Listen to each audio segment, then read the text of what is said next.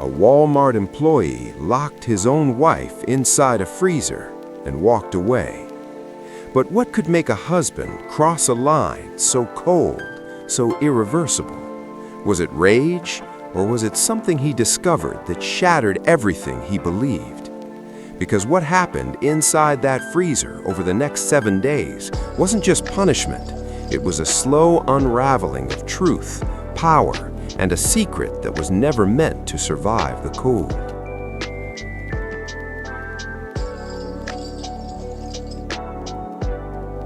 The receipt sat folded in his pocket all night, creased and damp from the heat of his body. It wasn't important at first, just a thin strip of paper printed in fading ink, the kind people throw away without looking. He only noticed it because he always checked numbers, prices, times, totals. That habit had kept him afloat in a life that never offered much room for mistakes. He worked nights at Walmart, stocking frozen foods while the store slept. The hum of freezers had become a second heartbeat, steady and emotionless. He liked it that way. Cold made things simple. Cold preserved what would otherwise rot. The receipt said 11:47 p.m. His wife had said she was home by 10. At first, he told himself it was nothing, a mistake at checkout, a delayed transaction. She was forgetful sometimes, careless with details. He wanted to believe that. Belief was easier than thought. Thought led to questions, and questions had a way of tearing holes in carefully built routines. Still, he kept the receipt. At home, the house felt too quiet. Her shoes were by the door, her coat hung neatly, the television paused mid-show. Everything looked right, staged in a way that felt intentional. She kissed his cheek, asked about work, complained about her back. Her voice carried warmth, but something underneath it felt rehearsed. Later, while she slept, he unfolded the receipt again. Walmart, frozen aisle purchase. 2 items he recognized, 1 he didn't. The timestamp glowed under the bedside lamp like an accusation. 11:47 meant she had been inside the store while he was already clocked in the same building, breathing the same recycled air. His chest tightened, not with anger, but with confusion. Why lie about something so small? Why choose a time that could be checked? The next day, he said nothing. He watched instead. He noticed how she kept her phone face down, how she smiled at messages she didn't share, how she left the room to take calls she used to answer anywhere. These were small things, almost invisible unless you were already looking. At work, the freezer doors reflected his face back at him, tired, pale, hollowed by fluorescent light. He imagined her walking past him that night, close enough to touch, choosing not to be seen. The thought settled deep, heavy and cold. On his break, he checked the schedule logs. It confirmed what he already knew. He had been on shift. She had been there too. That was when the receipt stopped being paper. It became proof.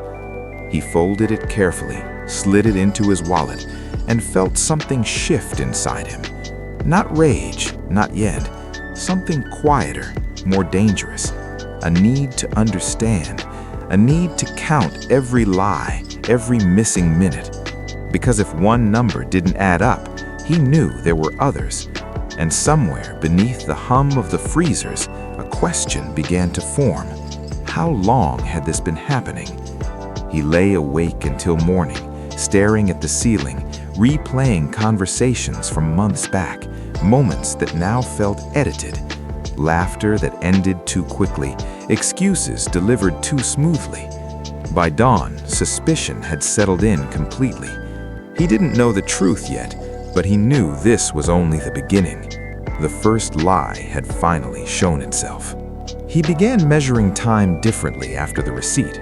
Days stopped being names and became patterns. Monday smelled like cheap cologne that wasn't his. Tuesday sounded like a phone vibrating in another room. Each sunrise carried a new question he didn't ask out loud.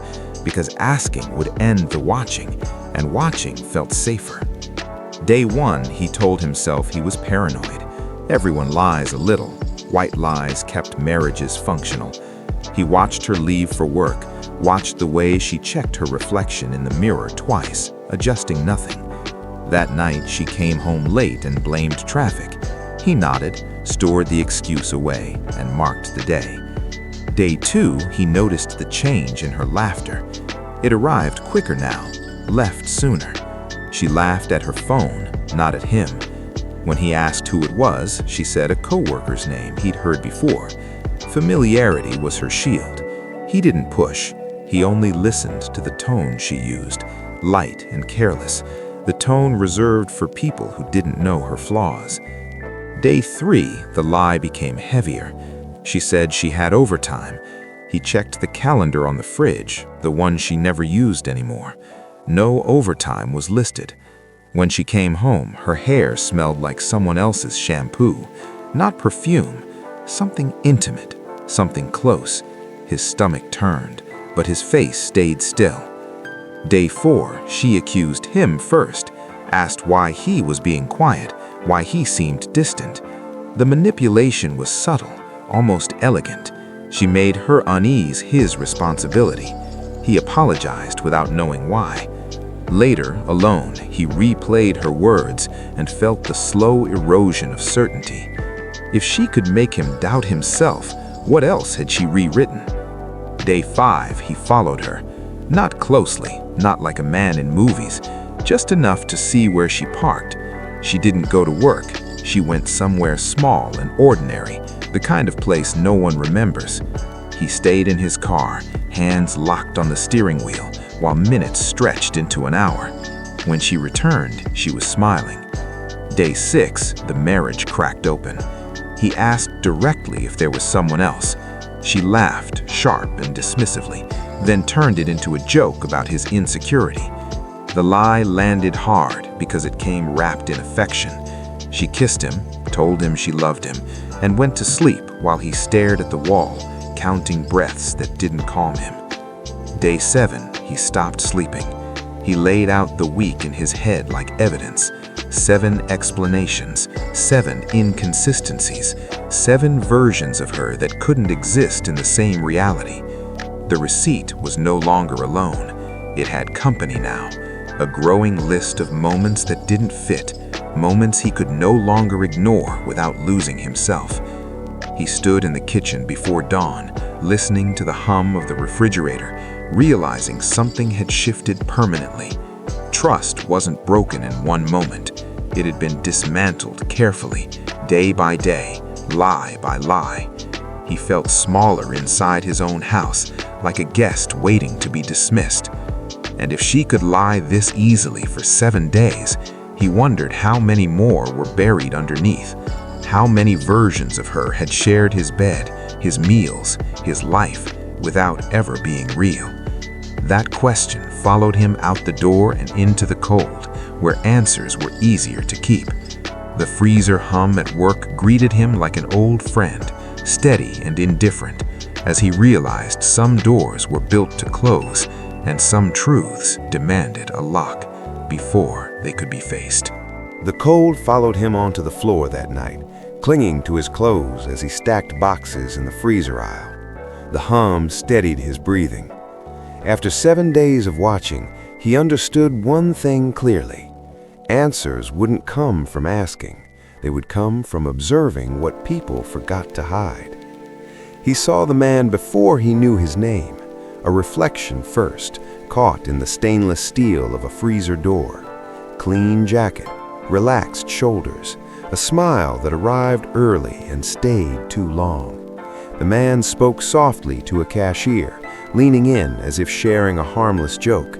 Nothing about him looked dangerous. That, somehow, made it worse. The husband watched from the end of the aisle, pretending to read labels. He told himself he was imagining patterns, turning coincidence into narrative. But the man glanced toward the back, toward the employee-only corridor, knew the route. Familiarity left tracks. Over the next nights, the man appeared again and again, never on a schedule that made sense. Sometimes he carried nothing. Sometimes he bought a single item and lingered, always smiling, always looking as though he belonged everywhere. The husband learned the shape of that smile, how it curved without effort, how it never reached the eyes.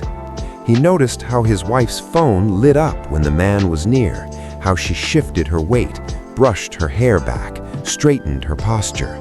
These movements were small, unconscious, and devastating. They spoke a language older than words. The husband understood it instantly, the way one understands a punch before it lands. One night, as he passed by with a pallet jack, the man laughed. The sound carried, warm and confident, cutting through the cold air. The husband felt it lodge under his ribs. Laughter like that didn't come from secrecy. It came from permission, from a belief that nothing bad would happen. In the break room, the husband overheard fragments, a name repeated casually, a joke about that guy who worked nights. The man was talked about like a fixture, someone everyone recognized, but no one examined closely. That invisibility, wrapped in charm, was its own kind of power. He followed the man once, not all the way, just far enough to confirm a rhythm. The man exited through the same doors his wife used when she said she was running late. The timing was too precise to be accidental. The husband's hands shook as he gripped the steering wheel, parked across the lot, watching silhouettes move behind glass. At home, he said nothing. Silence became his instrument. He replayed conversations from the past year, moments he had dismissed as stress or distance. Now they rearranged themselves into a clearer picture. Vacations canceled, sudden errands, nights when she smelled of cold air and claimed she'd been shopping. He checked their bank statements, small withdrawals, spread carefully, unremarkable unless you added them together. He checked old messages, finding gaps where threads should have been. He checked himself in the mirror, searching for the man she no longer saw. The truth didn't arrive as a scream. It settled quietly, like frost. The man behind the smile wasn't a stranger. He was a presence woven into their routine, hiding in plain sight. This wasn't new. It wasn't reckless. It was practiced. When the husband finally counted backward, aligning dates and absences, the timeline snapped into focus. The affair didn't begin recently. It stretched back through seasons, through holidays, through promises he remembered keeping alone. More than a year. The realization pressed the air from his lungs. He stood there in the glow of the kitchen light, knowing that what he had uncovered wasn't just betrayal. It was a life running parallel to his own, untouched by consequence. And now that he had seen the man clearly, he understood something else. Smiles like that believed they were untouchable. Still, after the realization settled, the store felt different to him. The aisles narrowed, the lights harsher, the air heavier with unspoken intent. He moved through his shift like a ghost, watching doors, clocks, reflections. Every hum from the freezers sounded deliberate now, like machinery waiting for instruction. He began to notice places others ignored, corners built for function, not scrutiny. Walmart at night wasn't just a store, it was a system, predictable and blind when routines were followed. The old freezer sat at the far end of the storage area, half forgotten, its metal skin scarred by years of use. It wasn't used often anymore, reserved for overflow and emergencies. He passed it every night without thinking, but now his eyes lingered.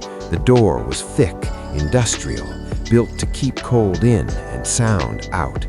He knew its temperature range, its lock mechanism, its maintenance gaps. Knowledge accumulated slowly, almost innocently. He told himself he was only thinking practically. Control had always comforted him, even before the marriage frayed. Lists, schedules, systems, these were things that didn't betray. During breaks, he lingered near the freezer, counting seconds it took for the alarm to trigger, noticing how often supervisors walked by. Rarely, too rarely. Cameras covered entrances and exits, not forgotten spaces behind stacked pallets.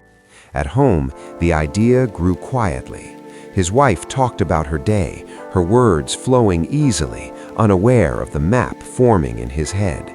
He nodded, responded when expected, but his mind was elsewhere, replaying freezer doors closing, seals tightening.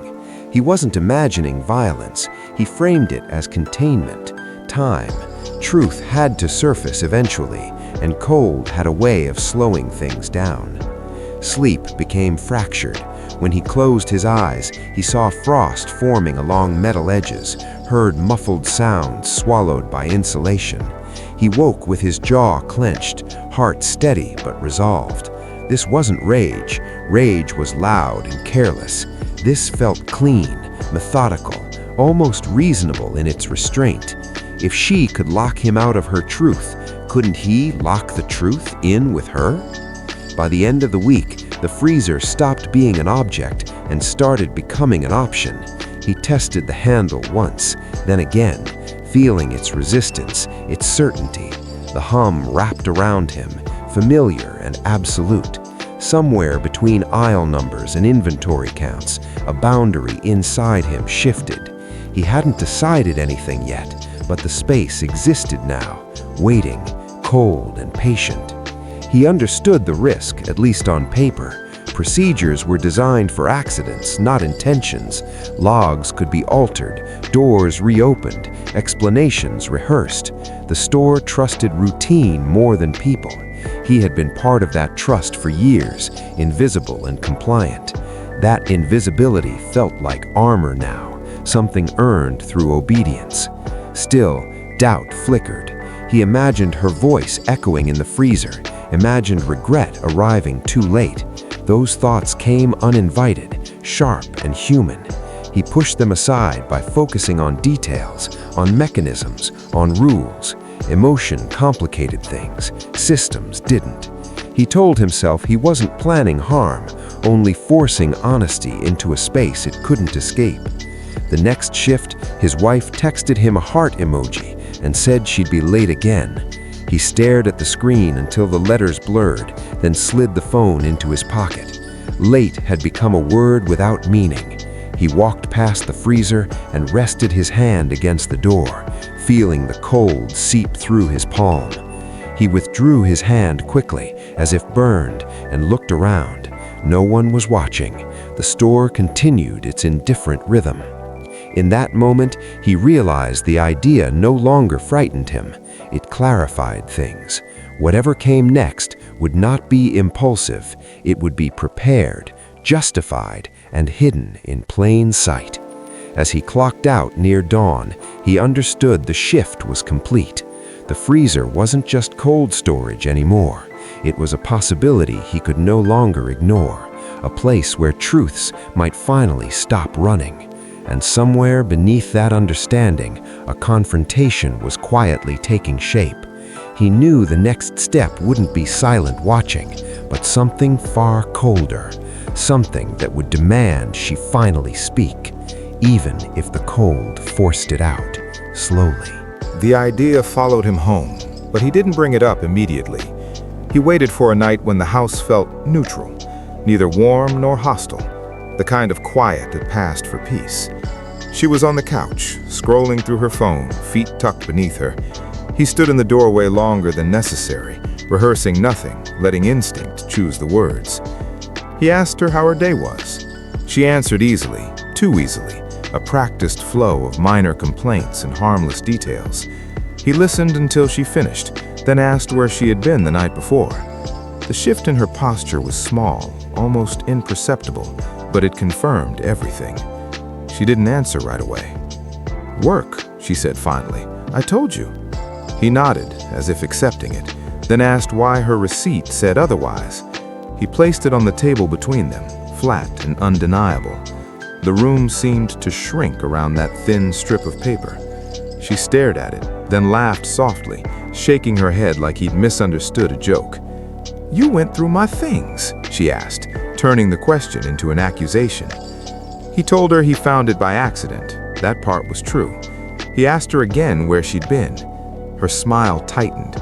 She said he was tired, paranoid, letting his night shifts mess with his head. She reached for his hand, squeezing it gently, the way she used to when she wanted something to end. He pulled his hand away. That was when her tone changed. Not angry, not scared, just annoyed.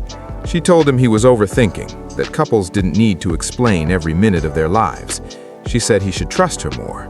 The word trust landed heavy, almost mocking. He realized she wasn't apologizing because she didn't believe she'd done anything wrong. He asked about the man. Silence stretched. Her eyes flicked toward the hallway, then back to him. She sighed, long and theatrical, and admitted there was someone else, but minimized it instantly. It was harmless, she said, emotional, something that made her feel seen. She reminded him of how distant he'd become, how cold.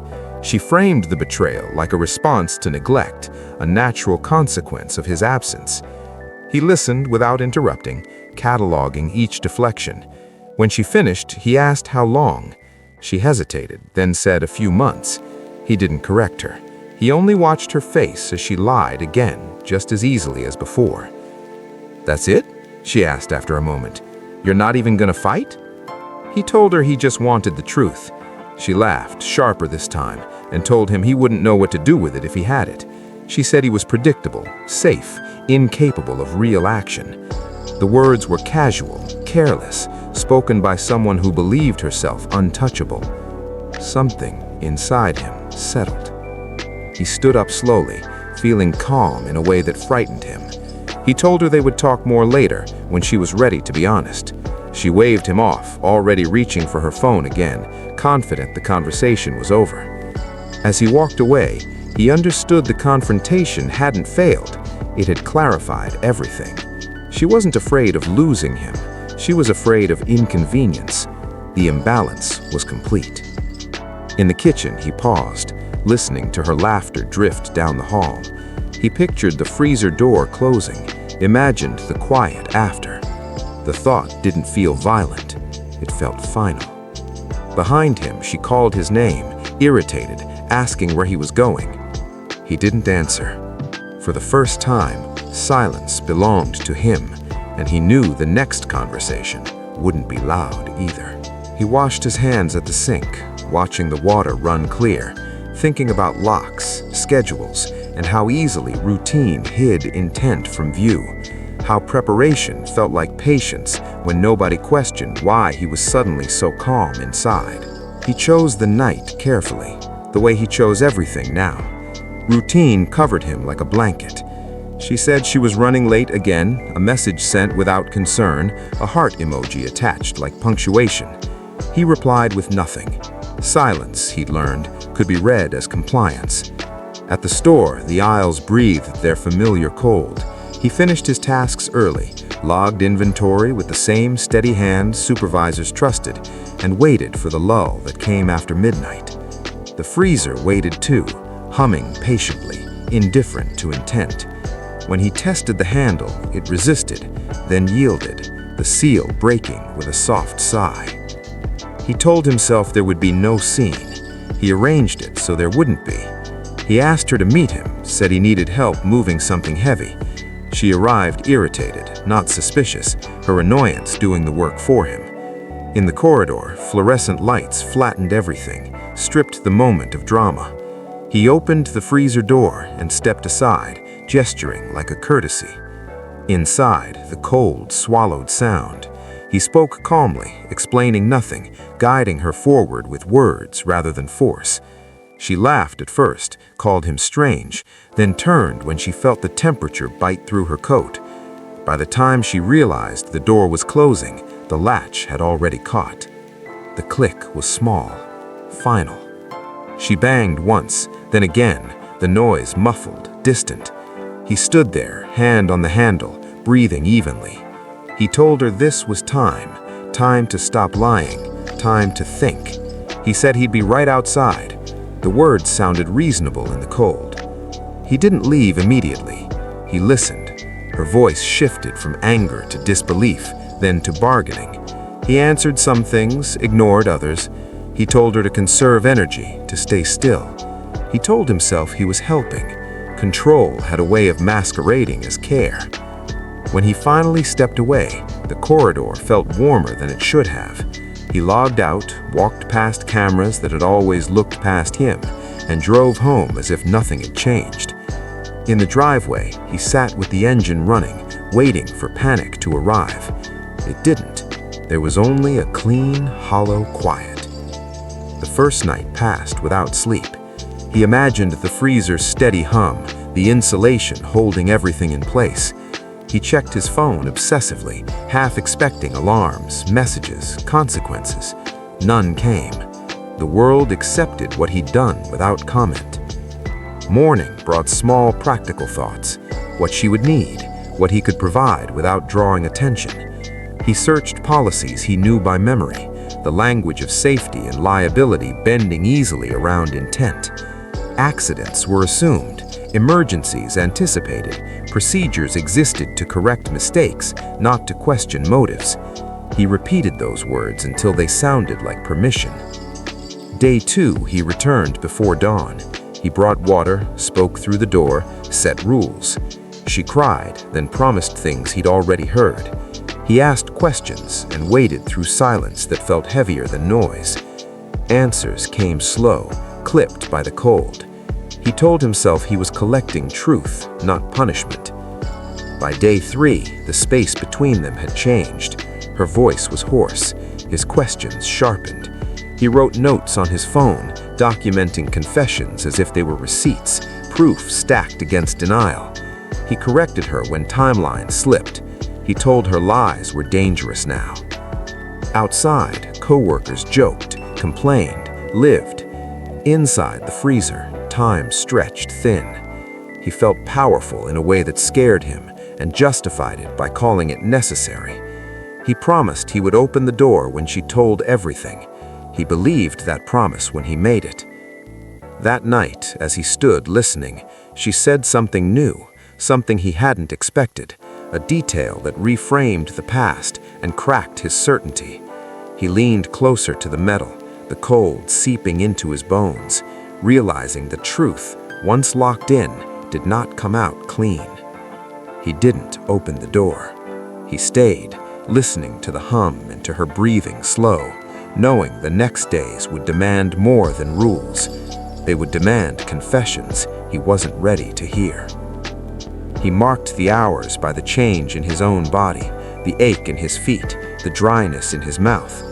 Guilt arrived in flashes, brief and manageable, followed by a steadier resolve that pressed it back down. He reminded himself she could end this at any time by telling the truth. Each unanswered question felt like her choice, not his. The freezer kept its promise, holding everything exactly where it was, while he waited for the words that would make the lock no longer necessary. Somewhere in the cold, he sensed the balance tipping, the silence thinning, and understood the next confession would change the rules for both of them forever. No turning. By the third day, the freezer no longer felt like a place, but a state. Cold pressed against everything, flattening time into a single endless moment. He stood outside the door longer now, listening before he spoke, measuring her breaths the way he once measured inventory. The hum filled the gaps between words, a constant reminder that nothing moved without permission. He asked questions slowly, names, dates, places. He didn't raise his voice, he didn't threaten, he waited. Silence, he discovered, could be sharper than shouting. When she didn't answer, he repeated the question exactly, as if consistency alone might draw truth to the surface. Her first confession came wrapped in apology. She said she'd felt lonely, said the man had listened, understood, made her feel visible again. He didn't interrupt, even when the words burned. He wrote everything down, timestamps and all, his phone screen glowing against the steel. He asked when it started. She hesitated, then said months. He let the lie sit there, untouched, like ice forming over still water. He told her to try again. The second confession arrived with anger. She accused him of trapping her, of turning a mistake into torture. She said he was cruel, obsessive, broken. He absorbed the accusations without responding, waiting until her voice thinned. Then he asked the same question again. This time the answer shifted. Not months, longer, almost a year. He closed his eyes and counted to 10. The third confession came when her strength faltered. She admitted to meeting the man during hours she claimed to be working, admitted to lying about money, about errands, about friends who covered for her. Each detail rearranged his memories, turning ordinary nights into evidence.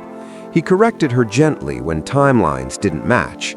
She cried when she realized he already knew more than she thought. Between confessions, he brought water. He adjusted nothing else. Compassion, he told himself, would only blur the lines. He needed clarity, not mercy. He reminded her she could end this by telling everything. She asked how much he already knew. He didn't answer. Power lived in that uncertainty. By afternoon, her voice dropped to a rasp. She confessed to loving the man once, then retracted it, then said love wasn't the right word. She said it was escape. She said it didn't mean anything. The contradictions piled up, heavy and useless. He felt something inside him fracture, not violently, but with a dull, spreading ache. Then came the confession that mattered. She admitted she'd planned to leave, not immediately, not dramatically, but quietly, after securing money, after arranging her life elsewhere. She said she hadn't wanted to hurt him. She said she'd stayed because it was easier. He felt the truth of it settle in his chest like a weight he could finally name. He asked about the man's promises. She hesitated, then admitted there were none, just assumptions, just moments stolen and stretched into fantasies. The smile he'd seen at the store made sense now, confidence fed by secrecy. He understood that the affair hadn't been reckless, it had been convenient. When he asked why she kept lying after he confronted her, she said because she didn't believe he'd do anything. She said she thought he needed her more than she needed him. The words landed clean and sharp, cutting through whatever hope remained. As night approached, he stepped back from the door, exhausted. He had pages of notes, a ledger of betrayal detailed enough to feel complete, and yet something was missing. The confessions had given him facts, but not resolution. Truth, he realized, wasn't a single moment. It was a process that demanded more than admission. He told her to rest. He said they would continue tomorrow. As he walked away, the freezer hummed on, swallowing her quiet sobs. Outside, the world moved unbothered, unaware of the silence being forged inside metal walls. He understood then that the longer this continued, the harder it would be to explain, to justify, to end. And somewhere beyond the door, suspicion was beginning to stir, drawn not by sound, but by absence. By the fourth day, silence had become expensive. It demanded explanations he hadn't planned for, and the store began asking questions without words. A clipboard left on a desk, a shift supervisor lingering longer than usual. Small disruptions, almost polite but persistent. He adjusted his routine, arriving earlier, leaving later, keeping his movements predictable. Silence worked best when it blended in. He answered questions with questions, smiled when expected, joked about being tired. No one looked too closely at a man who never caused trouble. Inside the freezer, her voice weakened. He limited visits, stretched time between questions. Control, he realized, wasn't just about locking a door. It was about deciding when to listen. She begged him to let her out, promised more truths, then fell quiet. The quiet scared him more than pleading. On the sales floor, a coworker noticed discrepancies, a missed log, a delivery marked complete without a signature.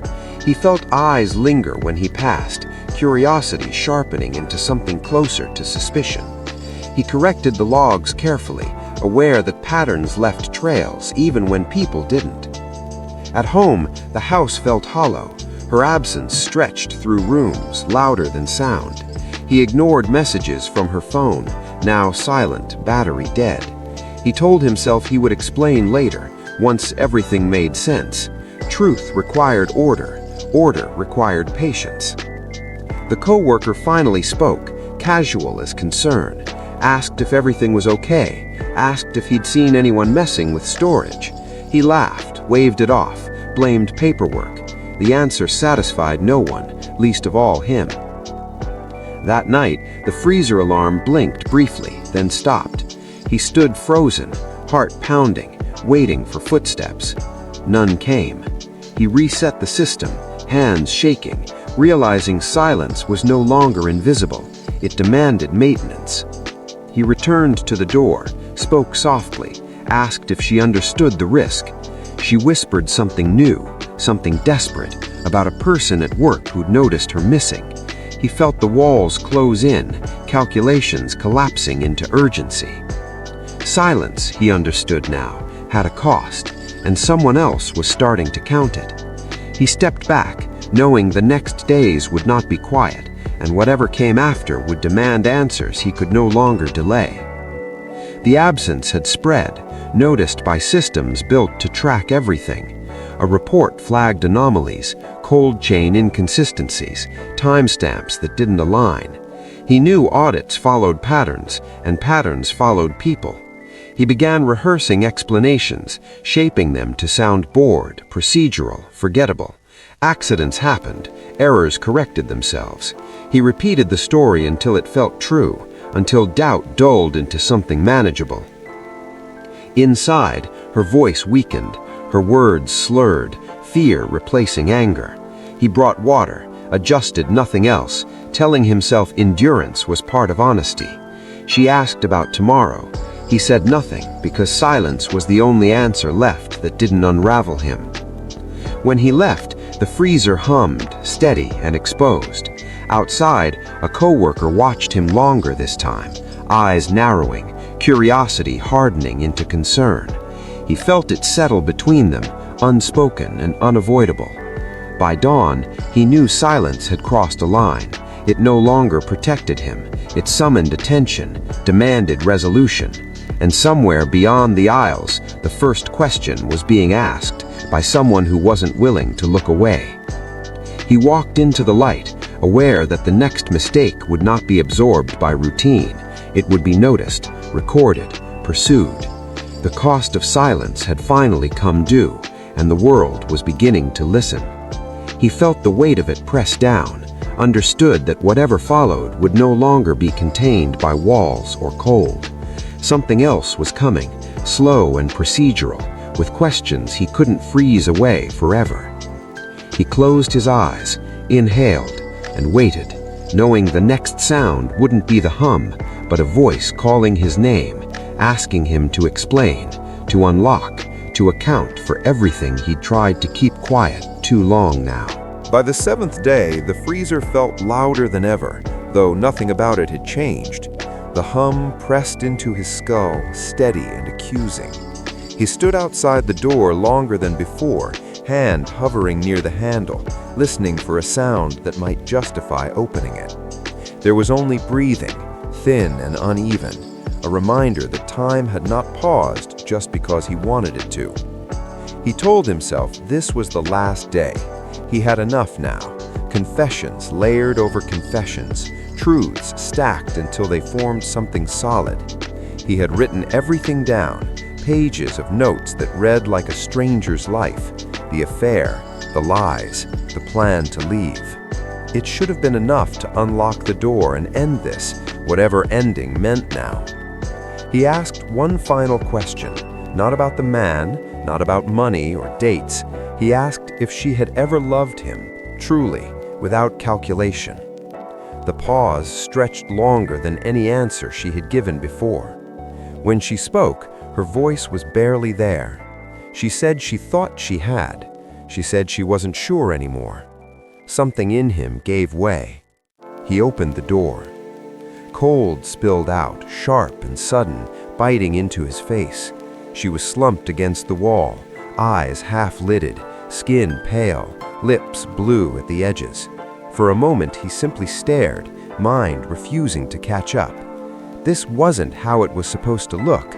He had imagined anger, tears, confrontation, not stillness, not this fragile quiet. He stepped inside, the alarm screaming in his head even as the room remained muted. He shook her shoulder gently, then harder. Her eyes fluttered open, unfocused. She tried to speak, failed, tried again. The sound that came out wasn't words, it was fear stripped of language. Panic arrived late and useless. He told himself to act, to follow procedures, to call for help, but his body hesitated, trapped between consequences. He had spent days controlling time. Now it rushed back all at once. He wrapped his jacket around her, dragged her closer to the door, hands numb, thoughts splintering. Minutes blurred.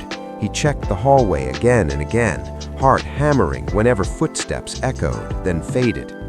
He whispered apologies she could barely hear, promises he didn't know how to keep.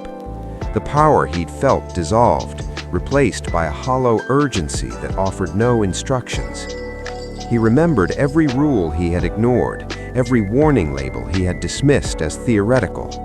The freezer was designed to preserve, not to negotiate with human limits. He understood now that certainty had been an illusion, one he clung to because doubt felt worse. Control had never belonged to him, it had only been borrowed. He imagined explaining this later, searching for language that could hold what he had done. There were no words that didn't sound insane, no version that returned him to who he had been before the receipt, before the counting began. The future narrowed into a single point he couldn't see past. Time stretched again, elastic and cruel. He wondered how long before someone noticed the open door, the altered logs, the absence that refused to stay quiet.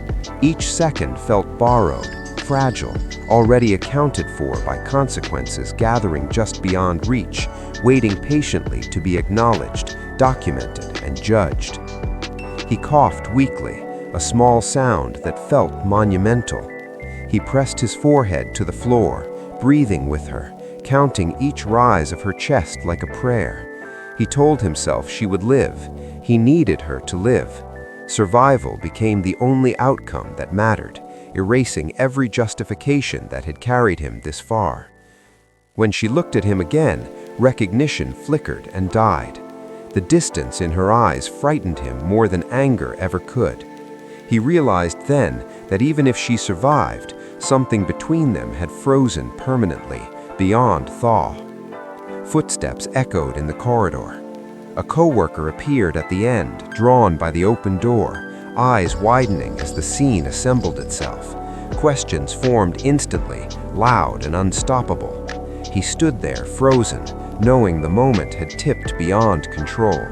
Silence could no longer hold, not after days of deliberate, dangerous quiet. Sirens followed soon after, distant but inevitable. As he sat on the cold floor beside her, he realized the truth he'd forced out cost more than he understood. Whatever came next would not be decided by him. The freezer door stood open behind them, empty now, exposing everything it had hidden. Investigators would later measure distances, temperatures, and times, tracing decisions backward through routine steps, discovering how ordinary shifts hide extraordinary failures, and how one locked door can turn personal silence into a public record that refuses erasure for everyone involved from that irreversible moment onward. Day 7 ended not with answers, but with witnesses. The questions began before the lights fully came on. Red and blue reflections slid across steel walls, turning the freezer corridor into something unreal. He sat on the floor, hands visible, repeating the same sentence when asked to speak. "She's live. I didn't mean for this." The words sounded borrowed, inadequate, but they were all he had left. Paramedics worked quickly, efficiently, their movements practiced and detached. They asked him to step back. He did. Distance arrived instantly, enforced by uniforms and protocol. He watched as she was lifted onto a stretcher, wrapped in thermal blankets, her face hidden behind oxygen tubing. She didn't look at him. That felt deliberate, even if it wasn't. Security footage was pulled within hours. Gaps appeared immediately, dark spaces between angles and timestamps. Investigators circled those gaps like animals scenting weakness. They asked about access, about procedures, about why logs didn't match temperatures. He answered calmly, sticking to facts. He had learned the language of systems too well to abandon it now. At the station, the room was small and too warm. A detective slid a folder across the table, thick with printouts and notes, receipts, shift schedules, edited logs. The evidence looked different laid out like that, no longer part of a plan, but a story someone else was telling. He corrected small details instinctively, then stopped himself, realizing precision could sound like guilt. They asked why he didn't call for help sooner. He said he believed she was safe. They asked how long she'd been inside. He hesitated, then gave a number smaller than the truth. The lie tasted bitter, but he swallowed it anyway. Silence had taught him to survive. Partial truths felt like its last defense. Outside, news spread fast. A Walmart employee, a locked freezer. Headlines stripped context down to shock. Online comments split cleanly. Strangers arguing over a life they hadn't lived. Monster, victim, both words landed on him without distinction. He wasn't asked which he believed. The detective returned with a different tone, softer, more curious than confrontational. She asked about the marriage, about money, about the man behind the smile. He spoke then, slowly, describing erosion rather than explosions, betrayal as accumulation. The detective listened, nodding, not writing anything down. That worried him more than questions. When they told him his wife was stable, relief came sharp and painful. Survival changed everything. It meant testimony, memory, another version of the truth he couldn't control. He realized that the freezer hadn't kept secrets, it had preserved evidence. Days later, charges were read in a voice stripped of emotion. Unlawful imprisonment, reckless endangerment, words that felt both precise and insufficient. He didn't argue. Arguing suggested he believed there was something left to win. As he was led away, he saw the freezer in his mind one last time, door open, empty, ordinary again. The cold was gone, replaced by light and noise and judgment. He understood now that truth, once exposed, doesn't end stories, it multiplies them. Behind him, investigators continued their work, measuring, documenting, deciding which facts mattered and which would be left out. Ahead of him waited a courtroom where silence would be replaced by sworn statements and truth would be weighed by strangers. He lowered his head, knowing the next chapter wouldn't belong to him. He learned that endings were quieter than beginnings. The courtroom felt warmer than the freezer, but the weight was heavier. He sat at the defense table, hands folded, listening to versions of his life spoken aloud. Facts were presented, motives debated, timelines arranged into something orderly. None of it sounded like him. The prosecutor spoke of intent, of choices made repeatedly. The defense spoke of emotional strain, betrayal, psychological collapse. Both sides were careful with language, sanding the edges off pain. He watched his wife testify, pale but alive.